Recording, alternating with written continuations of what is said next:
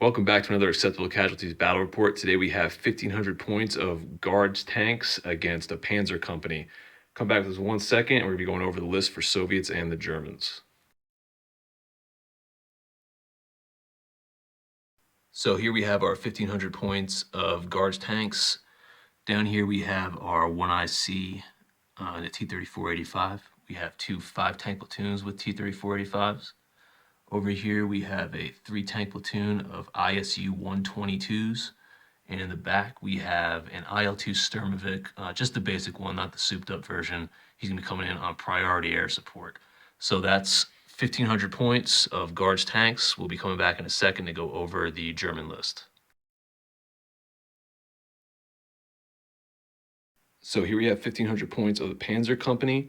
Starting up here, we have the 1IC and 2IC in Panzer 4Hs.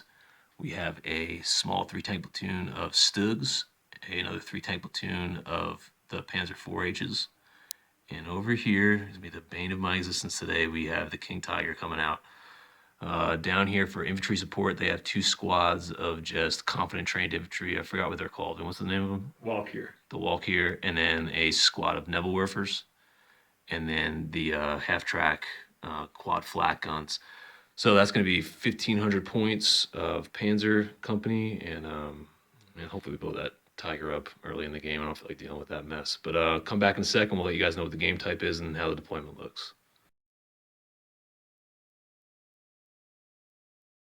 So we are back for the deployment phase. We ended up rolling up hasty attack. So for the Soviets, since we only have 3 actual platoons, we had to just deploy 1, and then we have regular reserve. So there's the T-34-85s over here on the flank with the 1IC. Probably going to try to make a push up here and put some pressure on these guys. For Vin and the Germans, he has 3 out of his 7 platoons on table. So down here, he has one of his infantry platoons dug in, gone to ground for that objective. We had an objective in the middle, but we pulled it for the rules for the hasty attack. And then the other objective is over here on the side. That's pretty much bubble wrapped now by the Panzer IVs with the 1IC and the other infantry platoon. So when we get back, we'll go over what the Soviets did for the top of turn 1. So we are back for top of Soviets turn 1. Not a great turn. We had no reserves come in, but we did get our plane. On the movement phase, we just rolled these guys up, slow going 8 inches to get in machine gun range of the infantry squad down here. And then we had our plane come in over here and try to wreak a little havoc over there. In the shooting phase, we ended up getting 3 planes coming in. And I missed the first 3 shots, and then with the reroll, I only got 1 success. There was a guy close to that building right there. Vin failed his infantry trek when I dropped the bombs on him, so we killed 1 and pinned that unit. And then over here, we fired the 24 machine gun shots into that group of guys, and we did a decent amount of hits. Vin missed a bunch of saves, but I didn't get any of the 6-up firepower checks, so those guys just ended up being pinned as well. So we'll be back in a second. So we are back for the bottom of Germans turn 1. Pretty much both of the infantry platoons were able to unpin, but they didn't move or fire back because there's really nothing for them to shoot at. The Panzer IVs decided to break cover and make a push for the objective up top right there. So as long as the reserves don't come in, looks like the Panzer IVs, they might be able to end this game early, but I'm banking on my dice doing a little bit better than that. So we'll be back in a second for top Soviets turn 2.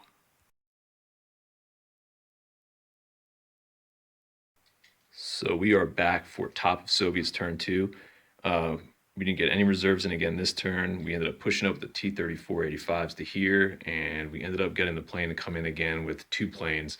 In the shooting phase, we ended up firing a rocket here at top armor at the Panzer. We ended up hitting, but Vin rolled a 6, so somehow that rocket just kind of bounced off the hull.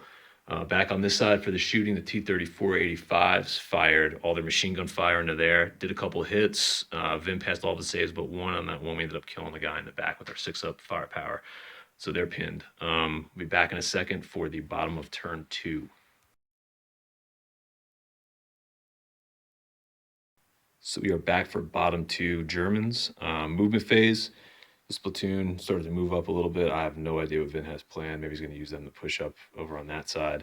The Panzer IVs pushed up, got a little aggressive over here, and actually this is after their stormtrooper move. They moved back, but they did position up onto that hill and out of that road. Down here, these guys just kind of stayed put, didn't really do anything else. Shooting phase, see two 234-85s that got popped. That's because those Panzer IVs, one was able to jump up on that hilltop, and the other one was able to swing around by that crossroad over there. Vin fired 2 shots, got both side armor, and I failed both my saves, and then Vin hit both his firepower, so that took out a decent little chunk of that T-34-85 group. So we're gonna be back here for the top of turn 3. Hopefully we can get that plane to come in. Hopefully we get some decent rolls for our dice for our reserves, and we can return the favor. So I'll be back in a flash.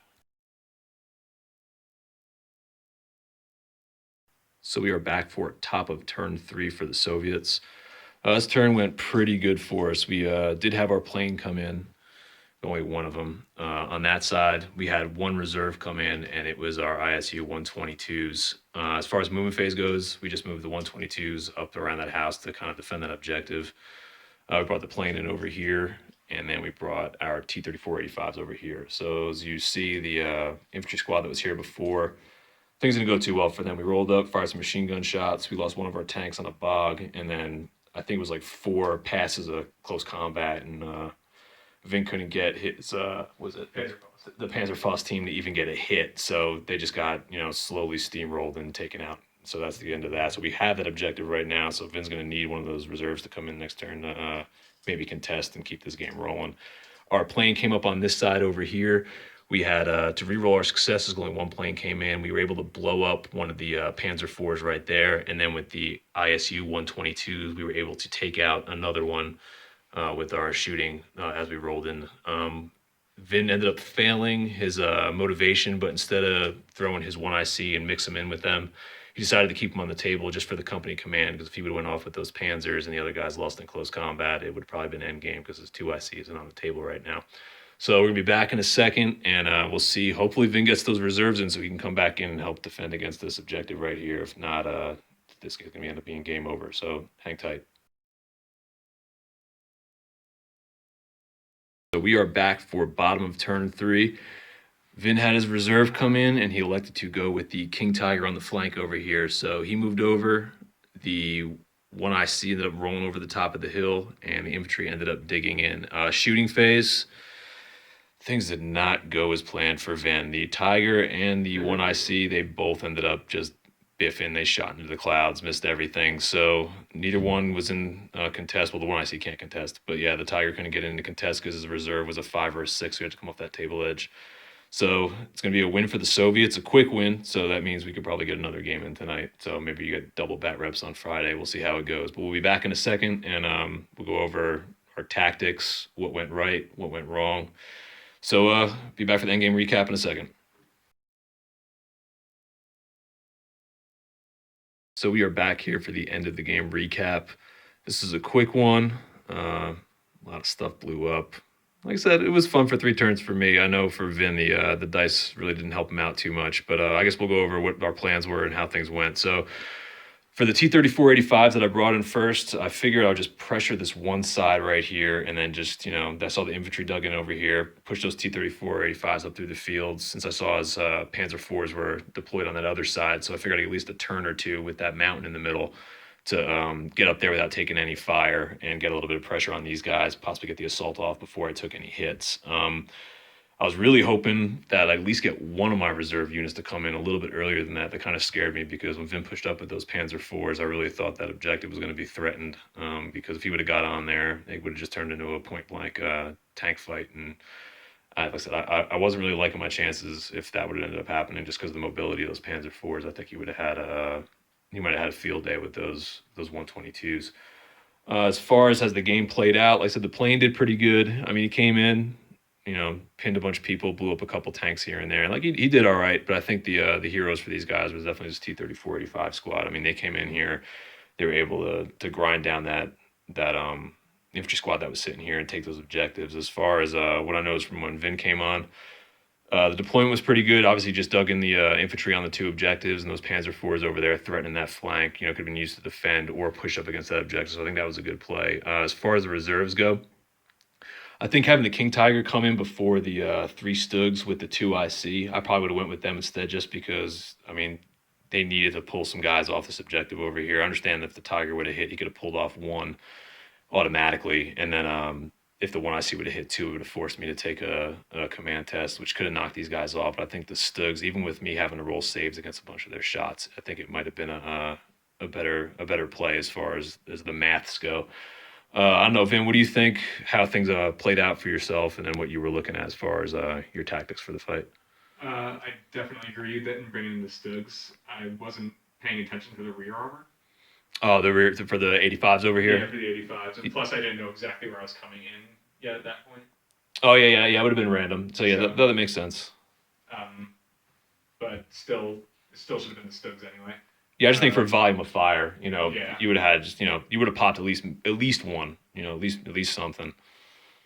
With these guys, when I realized you were going over here, my goal was to literally just kind of push them up and use them as pretty much a decoy against The the 122s. 122s and kind of just try to, not like you would have ignored Panzers, obviously. Yeah, no, I really wouldn't be too worried about that infantry squad, taking out, because I don't think you had anything in there that could even pop those guys in close combat because they were too top.